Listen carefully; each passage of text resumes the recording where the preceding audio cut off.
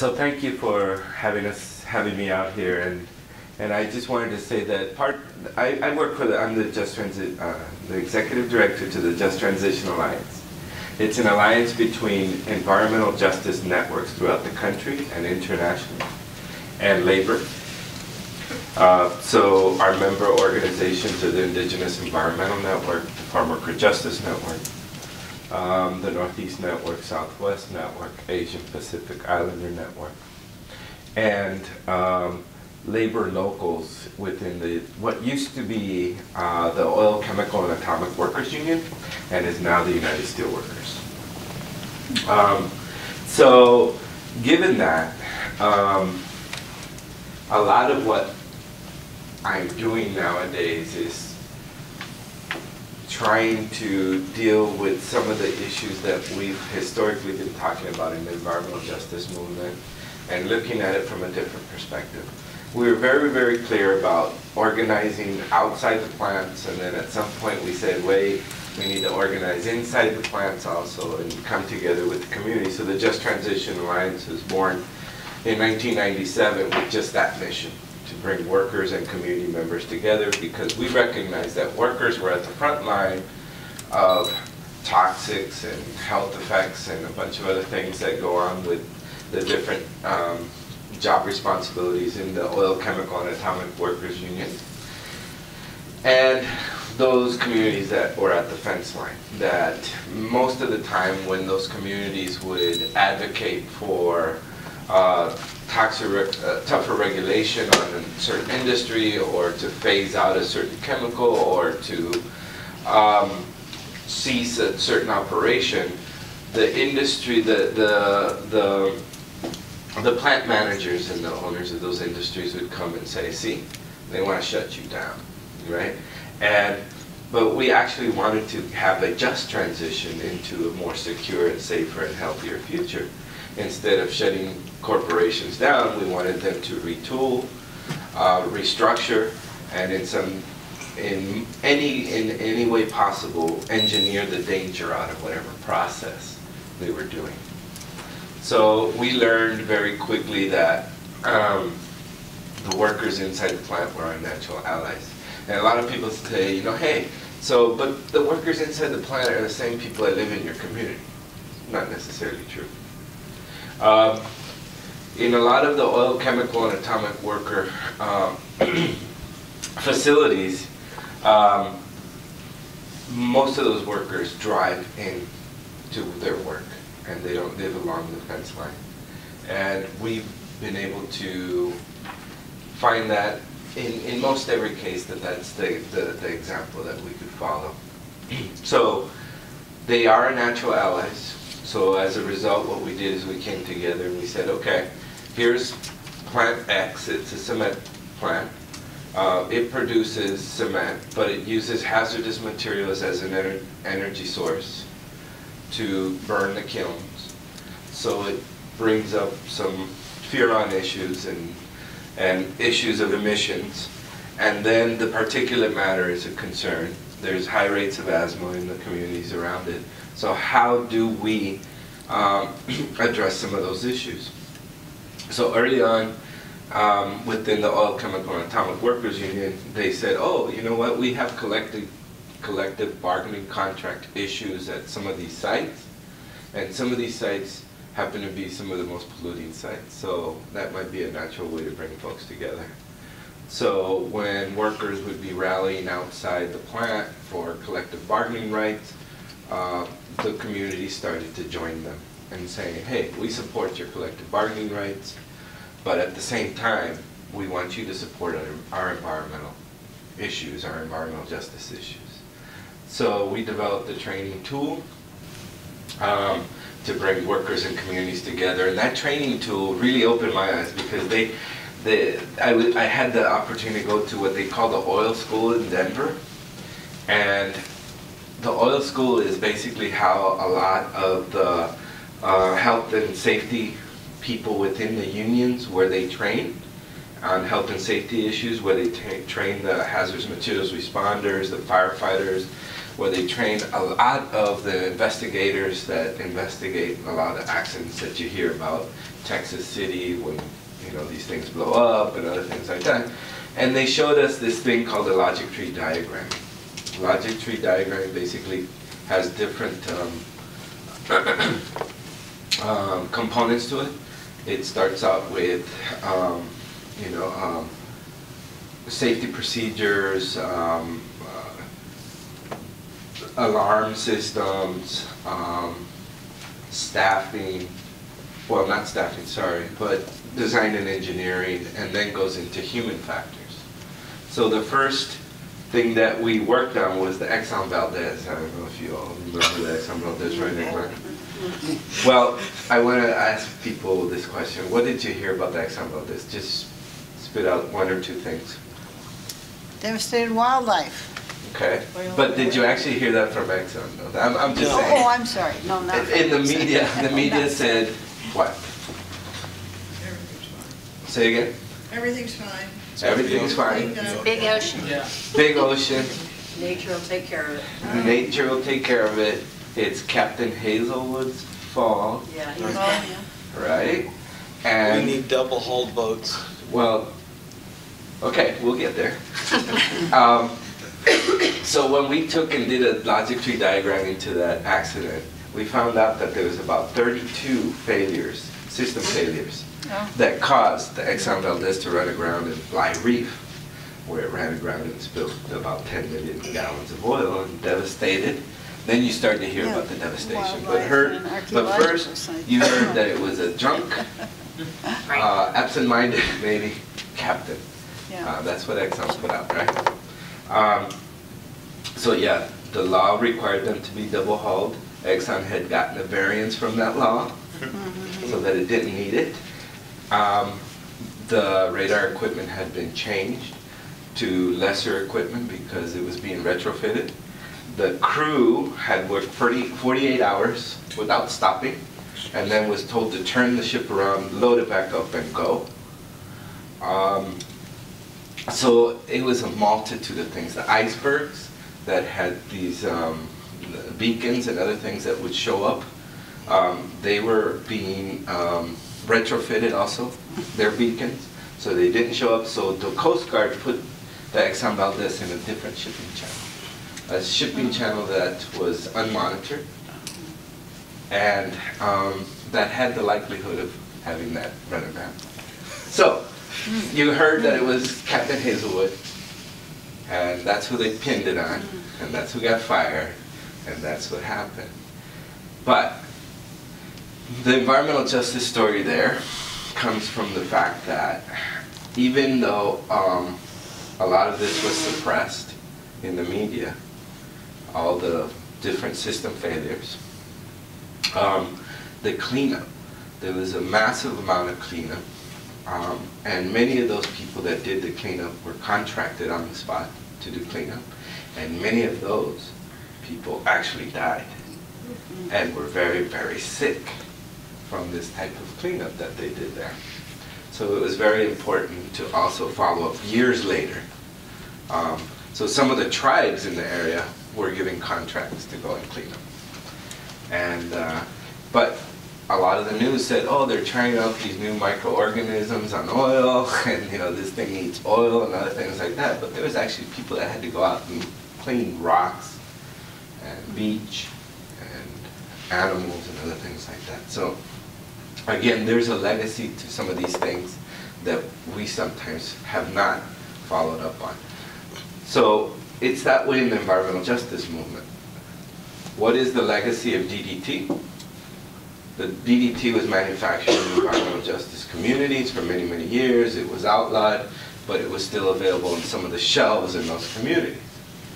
When it became apparent that this DDT was a big problem, a lot of it that was in the stores for Dow Chemical or DuPont was shifted into other countries so that other countries can use it. And DDT has made a resurgence nowadays because it's used for vector control on as supposedly the last resort on mosquitoes and other things like that. But how do I remember DDT? Growing up in a farm worker community, I know that we used to buy it in Tijuana. I lived close to the border. I lived in San Diego.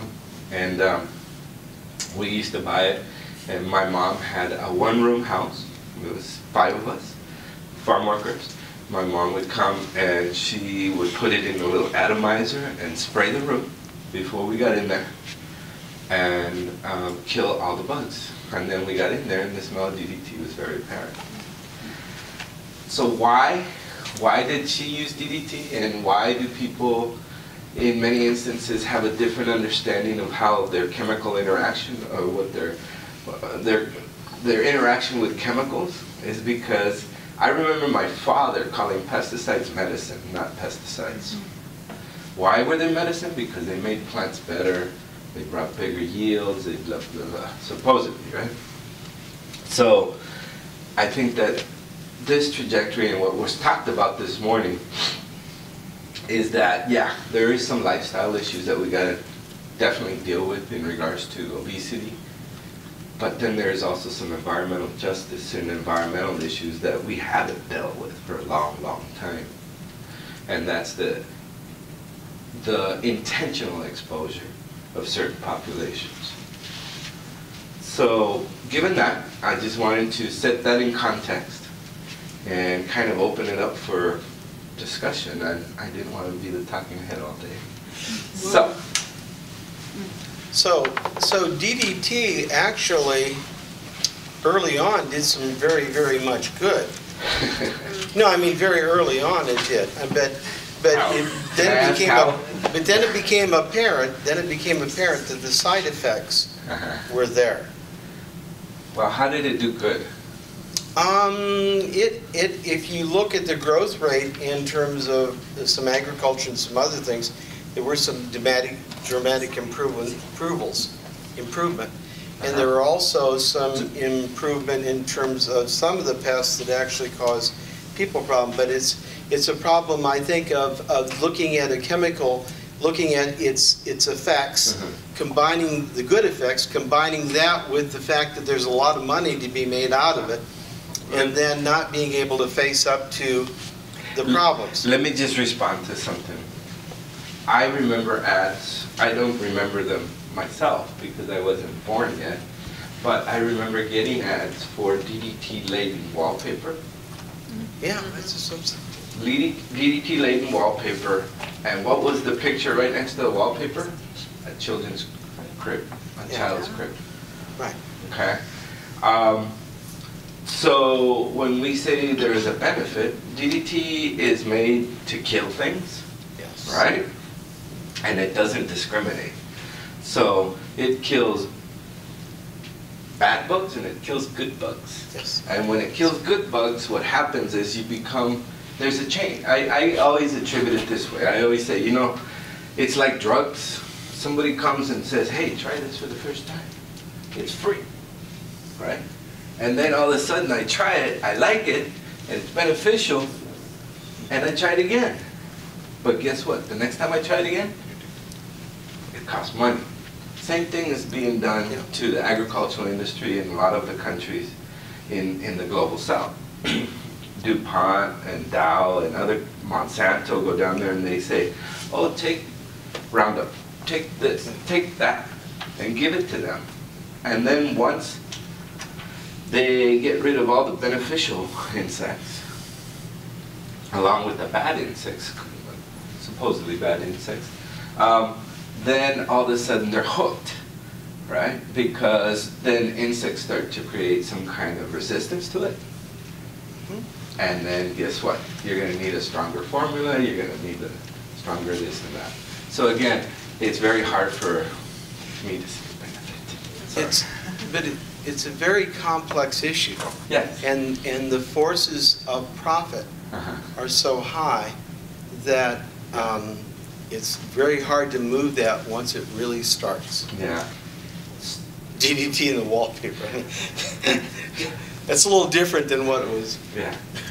Please. Let's see, so I'm giving a talk at 12:30 and I actually have that photograph of an Oh, you do? advertisement. Yeah, and I'll Oh, send it good. to you. Yes. So it's actually Mickey Mouse with DDT. Yes, Yeah. it's Mickey Mouse Mickey wallpaper Mouse, yeah.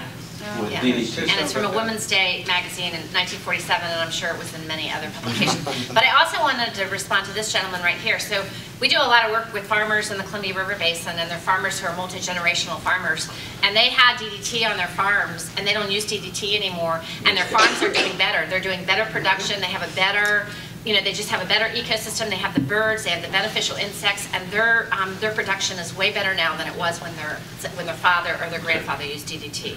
So and they just swear by how DDT it destroyed the ecosystem that creates, a beneficial, production for them. And So- let me just say that a lot of these chemicals are the chemicals that keep on giving because they're persistent, organic pollutants. And they deposit, and you get exposed as a child, you saw that thing. You get exposed as a child, you carry those, and you can't get rid of them too quick. So apparently over 1 million, mostly black people in Africa, die every year from malaria. And I don't personally know the science, but I do know that a great many of them are advocating for more surgical use of DDT. And one of the things they actually do is they put it in wallpaper and paint. And it doesn't take very much, but it enormously decreases exposure of malaria in children as they sleep inside. And again, I don't know the science for sure, but that's touted as a smart thing. Yeah. So you have to be really careful because it's an enormous, apparently the main environmental effect in birds actually were raptors in the Northwest. It's really bad for their eggs. But yet, over 1 million people a year die, arguably on the part of the folks that are standing up for the. It's an enormous social justice issue because these are mostly poor people, they're mostly black people. And the fact that DDT has been completely removed because of WHO's rules from the world market is killing folks, at least in their opinion. And so, I think you have to be really careful, particularly when you poke fun at the wallpaper. So let me just say this, it's not fun. This is not funny at all. Well, everybody laughs at your wallpaper. Yeah, but that's how ridiculous it gets. But it's not. See, that's Well, exactly. but let me just say this. If I took a poll of those people that you say are poor and black, do you think they're going to say, I want wallpaper paint with DDT? Or would they even know about it? It's those industries, again, that are pushing these things and that are putting that out. But you know what? There's beneficial animals that you can put in standing water to get rid of mosquito larvae without having to use chemicals, right? But we'd rather go the easy way. We'd rather go the easy way and use chemicals and expose populations from then on. It's not just 1 day, 2 days, a week, a year. It's exposed populations from then on. And at the same time, when people use DDT, that DDT has to get manufactured somewhere. And I can tell you that a lot of those people, like the people that died, if you look at them and you look at where DDT is manufactured, they look the same. Jose? Well, but 1 million people died last year. I heard what you said, but there are 1 million people died of malaria in Africa. And there's apparently a solution. I don't know. Can I address a couple of the I think points? there was one hand before you, Doug. Well, I was going to say that that's also an environmental justice issue. Exactly. Because probably a lot of the people who have died from that live in swampy areas near big dumps. I used to actually live in Mozambique. I used to take a malaria pill. I lived there for 4 years. I used to take a malaria pill every Sunday. And so access to medicine was easier for me than, say, for others who were living in the same city to prevent them from having malaria. So I think there are some other factors that need to be analyzed before we conclude that that's the solution. And my doctor used to recommend gin and tonic instead of the malaria pill. Because tonic, quinine, same thing, quinine as in those pills, but I'm not saying drink. It's funny, the EJ implications that we're talking about with DDT, Lisa and I were tabling together at a farm worker event in Medford and got accused of being racists because we were advocating against DDT and that sort of thing, just because of the malaria issue that you're talking about. And one thing you said is that it affected birds, and that's pretty much the only harm. There's huge effects on the human immune system. When I was a kid in Houston, we used to run through the fogging trucks when we were playing out there at Everybody night. did. And they were Pied spraying Piper. DDT. And I have lupus, I have all kinds of immune issues now, breast cancer, all kinds of things. So I'm pretty sure that there's some effect from the DDT. The other point I wanted to address is that the malaria itself, people that are living where that DDT is being used, there's some evidence that their immune systems are less resistant to malaria, and therefore they're more susceptible to getting it. So there are several ways that it tips the balance against using that. That the benefits are very short term, maybe a couple of days the mosquitoes are gone, but then they come back in force, and the ones that come back are more virulent, the strains of malaria are more virulent. More resistant to it. Yeah. So to chemicals. So again, I think that no one approach is the actual key. But at the same time, we have to make sure that people understand that when we advocate for vinyl windows with green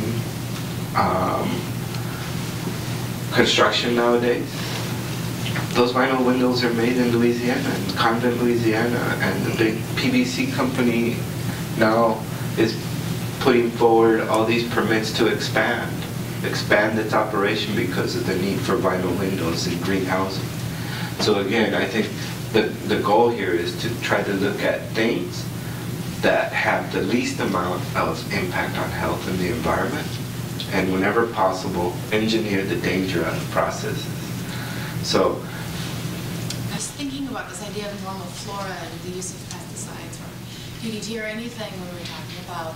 Maybe you can think about hand sanitizer. You know, you put the hand sanitizer in your hands, it kills the bad bacteria, it kills the good bacteria, it kills all bacteria, and all that's left are the things that couldn't quite be killed all the way. And when, I mean, everything, all of these organic organisms have the capacity to exchange genetic material. And so through like either evolution or bacteria actually can just shoot it across, you know, within one generation. And so when we think about using these things that just like kind of disturb this normal flora, I mean, that's how we breed these extremely virulent like strands of malaria, and we also kill off these like very natural resistance methods, because like you were saying, super strands, yeah. To discriminate against, like when we design something intentionally to kill thoroughly, and that's the only way it can kill. Yeah. So you know that a black widow's a bite from a black widow can also kill. But the black widow's poison is not made up of synthetic chemicals. It's not made up of the different types of things that we've now come to see as immediate fixes. So again, that's what I had mentioned about in regards to biomimicry. That nature can teach us how to defend ourselves from a lot of things, and I think we have to go back to those basics.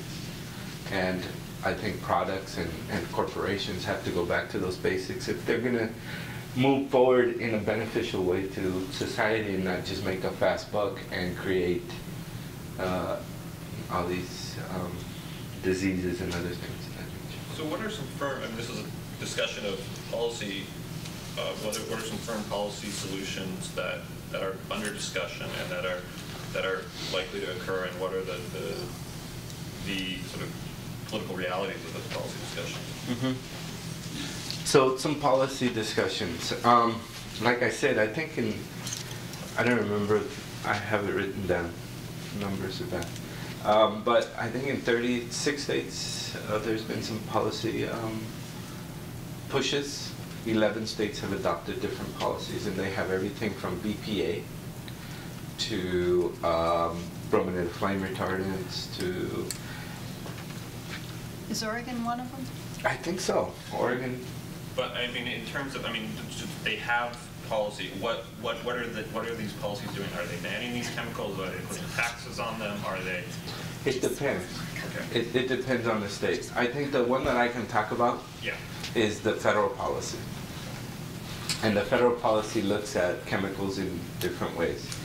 It looks at chemicals as that a whole set of chemicals can be put forward and say that their impact is minimal, and then minimal to non-existent. And then another set of chemicals can be put in the information needed area, that we need to develop more information on the impact on health and environmental exposure. And then the third category is that some of these chemicals don't belong in society. And are these the 200 or so you mentioned in your? No. The 200 or so have been a labor of love by the US EPA of 30 years or more, since 1970, of the 60,000 chemicals. And what we're running into right now is that chemical companies are designing and bringing to the market 1 to 2 chemicals per day. And we're way behind that curve. Way behind. If you look at the 90,000 chemicals and 200 of them and only 5 were actually gone through. So. And some part of the Kid Safe Chemical Act that's out there is the idea that instead of, so the problem is that there's like 200 and whatever chemicals the EPA has been able to look at. The problem is really that the idea would be to have industry try and start to develop some of this information themselves instead of having EPA, who doesn't have the budget, come in and try and do all of that Exactly. themselves. And that's been part of the problem. Yeah. That is the fact that they don't have the capacity in the budget to be looking at 90,000 chemicals. And I think it's just like, I mean, this is the way I see it. If I'm bringing something on the market, I better make sure that it doesn't harm you. Because if it does, then I should relook at it and try to figure out which way I can make it so it doesn't harm you. So what is the policy that protects industry from having to prove that something is safe before The fact is that the policy is TSCA, and the fact is that the TSCA is not being enforced. Could you spell out TSCA? The Toxic Substance Control Act. and it says that you have to prove that it's safe before you introduce it to market? No, it does not. It does not. This would be the. So right now the discussions, or this discussion is that we've been having different things, and I can't say too much about it, but also I can say that it's around proprietary information. Yeah. That people are saying, well, we need to make sure that we can't disclose everything that goes in a product because then we'll lose our edge in business and other things like that. Okay, let me just give you an example. Coca-Cola. You know, the recipe for Coca-Cola is one of the most heavily guarded secrets. I mean, you go to Atlanta, you can go in the vault, it's like this huge giant thing that has like a safe that's this wide and things like that. That's a recipe for Coca-Cola. Now let me ask you a question. Are there other colas out on the market? Yeah. Guess what happens? People know what the ingredients are to make Coca-Cola or cola, but they just don't know the quantities. And I think that that's the important piece, right? So proprietary information, again, was it proprietary information when DDT was developed that the health effects and other things like that wouldn't be disclosed? Or was there even enough information to understand what kind of health effects on human beings DDT was going to have? So, let me go back there one and then back to you. Thank you. So I've always had a little trepidation about the industry reporting, because then you have Fox guarding the hen house. We have an environmental justice presentation later today, and we've been comparing how industry reports their toxic emissions per agency. TRI, in Eugene we have a version of TRI which is more strict, then we have the air permits, and industries are not always reporting the same numbers. Let me just answer that really quick. Until we move away from voluntary information and have information disclosed in real time and real source, then we're going to start getting some of the truth around here. But when TRI and others rely on voluntary information, that's, I think, and right now, I mean, in Arizona, when we had a campaign at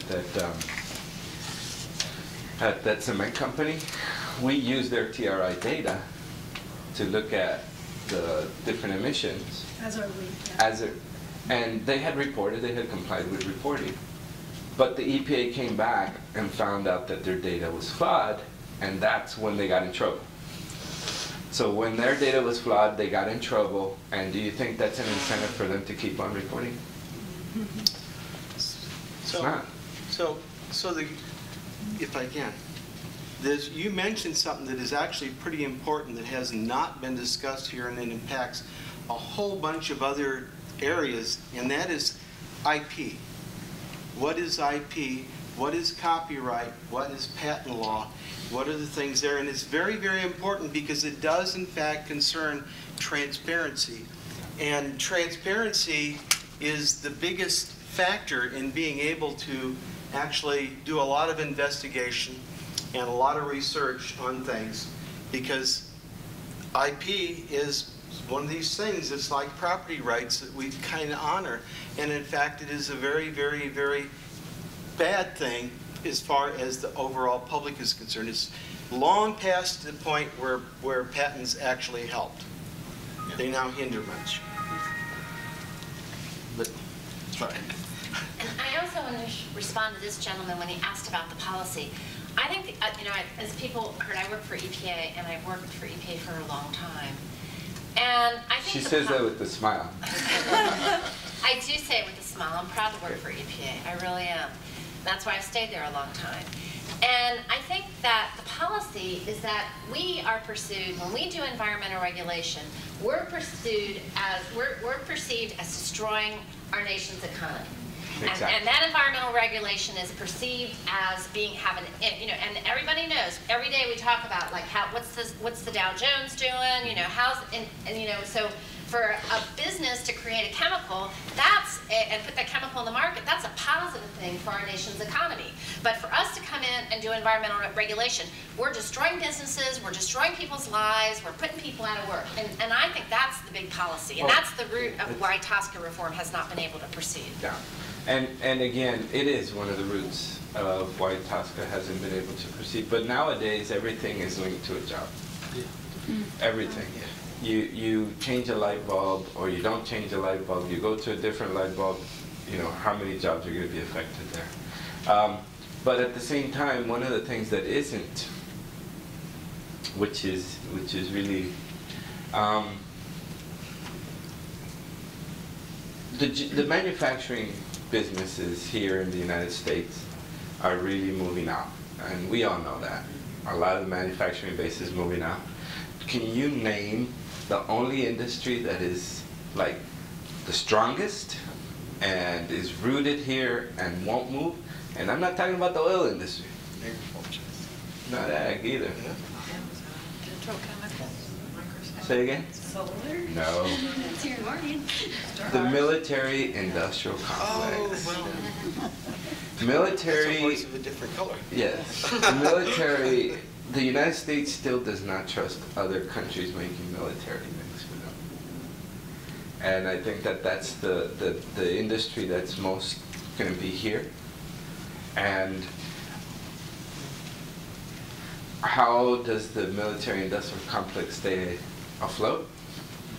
By having wars in other countries, or different things, and creating enemies and other things of that nature. So everything else, I think, is expendable from a lot of whoever's on those NASDAQs and other things like that. I think everything else is expendable. They say, you know what, manufacturing these tables, okay, we can get them done in China cheaper. Manufacturing this cup, doesn't matter. But don't manufacture my missiles, my nuclear weapons, other things like that, my ships, anywhere else but here. I'm an old academic, so forgive me, but the book, The Polluters by Ben Ross, and I forget his co-author. It's a history of how the chemical industry affected our environment, and I interviewed him when he did a book tour a year or so ago. But he pointed out again and again that these ideas that it's the economy or safety, health safety, has been around for hundreds of years. Yeah. Well, he only was concerned with the last 125 or so, but nonetheless, and in Europe, it's been here with us. The precautionary principle has been known. It was articulated well in England by Lord Kelvin years ago, and these things keep coming up and coming up and coming up, and we need this, and so this little, I call it a depression, but some people call it a big recession. It made it maybe more evident, but those things have been with us for a long time, so we've just got to say, no! So do you think that when folks were set off from Spain to come to this part of the globe, do you think that their safety was the #1 reason for coming over here? Their economy was. Oh, yeah, they were, yeah. So safety, economy, economy's always trumped safety. It has, yeah. And so, Say no. and I wanted to mention something else on the military. And believe me, I have nephews that have been overseas, and it's a very serious situation in my family. But I also got to say that a lot of the chemicals that are on the market were designed for the military. First, the new chemicals on the block, they're called nanochemicals.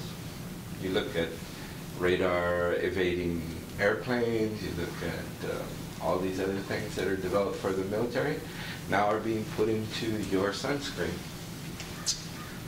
So, those are the folks that also were like the canaries in the coal mines, those soldiers. So you look at what's happening in Camp Lejeune with soldiers that trained in Camp Lejeune, you know, in the 30s, 40s, 50s, and now 60s, even 70s, people from the Vietnam War era, and they're now having huge clusters of lupus and cancer. And their exposure is very, very, very, very conclusive that their exposure was into water in Camp Lejeune, and so the military is trying to figure out what to do with that. So, 5 minutes. Here. So, maybe nobody's talked about this yet, is the idea that a lot of the issues that we have to deal with are attached to larger structural issues like inequality, institutionalized racism, corporate control of our government. You can go on down the list, and a lot of these more broader structural issues seem like maybe barriers that we need to talk about more openly, yes, and bring to the fore so that we can actually have the opportunity to tackle these more subtle policy issues. Yes. So you want to start that off? What's that? You want to start that off? Sure. Good. Anybody else? Say now or forever hold Well, I just peace. think that they're really interdependent, all of those structural issues that you mentioned. Very much. It's very, very difficult to at any point in time try to identify what modernized institutionalized racism looks like without like this very economic motivation or anything like that. Like it's all, or this idea of, you know, like extreme corporate funding from like political platforms or things like that, you know, conflict of interest. It's impossible to tease them apart completely, or really maybe and treat them as separate entities. So, what I do want to leave you with, and I won't leave you with this because it's kind of like a bummer, but one of the things that I call an environmental justice movement I've been talking about for years and years are structural exploitations, structures of exploitations, or models of exploitations. So you can take a model like the Reclaim project in South Central Los Angeles where cars were bought from junkyards by corporations so that they could in turn spew more out of the smokestack. A lot of those cars that were taken away and ended up in junkyards were cars from people that couldn't afford to get them out of the junkyard when they were towed. So as a response to that, you know, mainstream organizations, NRDC and others said, oh, let's do this reclaim project, let's do this, and pull these cars off the road because they're the major polluters, they're the big cars, the big ugly cars, but then they were sold to corporations so that they could pollute more. That was a project that was done way before we started talking about climate change, global climate change stuff, and climate justice. So if you look now at the structures of the models of exploitation, you look now that the UN is trying to pass REDS and a bunch of other programs where they plant different invasive species in lieu of industrialized countries polluting more. So it's really crazy. Those little models of exploitation that we saw in South Central Los Angeles are now being globalized. So you heard carbon sinks, where you take a piece of the Amazon forest and you put more and more trees there, so more and more carbon gets taken from there. But if you put, for every tree, there's a company in the industrialized north that gets to pollute more. We don't believe this for a minute. And because we've seen what happened in South Central Los Angeles, the indices of asthma and other problems with children haven't gone down, gone up. So those models of exploitation have been around for a long time. And when we look at zoning, we look at zoning in communities of color, and communities of color throughout the United States happen to have, in many more instances than not, zoning that allows industrial and residential to be right together. And we're like, wait, you know, somebody's got to think this one up. And then the economic piece has come up. Because they say, like in Barrio Logan in San Diego, they said, well, we wanted to have industrial residential so you could have jobs. And we said, okay. So now you're saying that there's an economic extortion piece here, right? I'm going to have a job that's going to pollute me, my children, my family, our schools, everything, in order for me to have a job, right? But we're saying, no. There's just some sensitive use that does not need to be next to a plant that produces arsine gas. It shouldn't happen anywhere. Anywhere. I just have a quick comment. Going back to the initial story you mentioned on the oil spill, it was noted that the companies or corporations love to assign responsibility away from themselves or on the population. I think one of the mistakes that the environmental justice community is doing is that we're not assigning responsibility to a person. We group corporations, we group one company like Chevron together as one big entity. That almost assigns the power back to them because it wasn't me. I mean, it almost takes the responsibility away, and until we find the actual decision maker in that structure, in that system, and assign, put the spyglass or the magnifying glass right on that, I think we would progress. But I feel that the more we, as group, corporations, or even as one company, if we just title it as if it were human, I think it disempowers the environmental justice community at the same time. I get you on that. And I think one clear example is this last fight around the XL pipeline. It's BP and Chevron and Shell and all of them together trying to put a pipeline from Canada into Houston, into the shipping channels, into Port Arthur and Texas City. And I think that the pipeline was the one that was at question. And then you start to see the names behind it. And then the community said, no, this is not going to happen. And interestingly enough, I want this off the record. Yes, sir. The pipeline from Canada to the Gulf area is interesting because you have these refineries in the Gulf area, and you have this stuff in Canada. You already have pipes coming from the East Coast to there. Right, but the thing is that they're trying to reduce the cost of getting the Canadian oil, which is really sick oil. It's tar sand oil.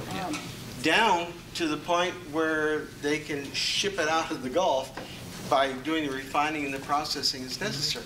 And it's strictly an economic thing, and Canada's oil is really expensive. And we import more oil from Canada than any other country in the world, period. No, yeah.